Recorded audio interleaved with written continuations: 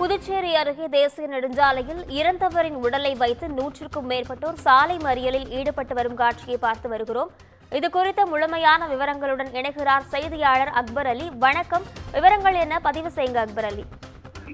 வணக்கம் நிஷா. புதுச்சேரி கிராம பகுதியான கோர்க்காடு அடுத்த பெருங்குளூர் கிராமத்தில் சுடுகாட்டிற்கு பாதை அமைக்காததை கண்டித்து பொதுமக்கள் இறந்தவர்களின் உடலை வைத்து சாலை மறியலில் ஈடுபட்டதால் போக்குவரத்து பெரிதும் பாதிக்கப்பட்டுள்ளது.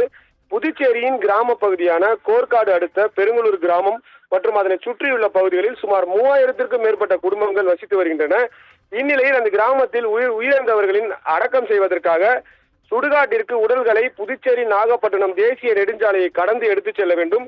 ஆனால் புதுச்சேரி தேசிய நெடுஞ்சாலை இடையே சுரங்கப்பாதை அமைக்காததால் சுடுகாட்டிற்கு செல்ல சுமார் 4 கிலோமீட்டருக்கு மேல் சுற்றி வர வேண்டிய சூழல் ஏற்பட்டுள்ளது.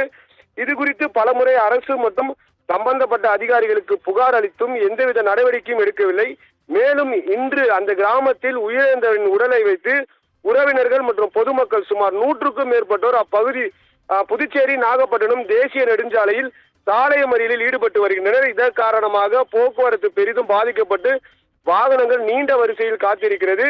இது குறித்து தகவல் அறிந்து வந்த மங்கலம் காவல் நிலைய போலீசார் சாலை மறியலில் ஈடுபட்ட பொதுமக்களிடம் பேச்சுவார்த்தை நடத்தினார்கள். ஆனாலும் சுடுகாட்டிற்கு செல்வதற்கு சாலை வசதி செய்து கொடுப்பதற்கு சம்பந்தப்பட்ட அதிகாரிகள் நேரில் வந்து உத்தரவாதம் அளித்தால் மட்டுமே சாலை மறியலை கைவிடுவோம் என கூறி தொடர்ந்து மறியலில் ஈடுபட்டு வருவதால் கடுமையான போக்குவரத்து பாதிப்பு ஏற்பட்டுள்ளது. வாகன ஓட்டிகள் மிகுந்த சிரமத்திற்கு உள்ளாகி வருகின்றனர். நிஷா.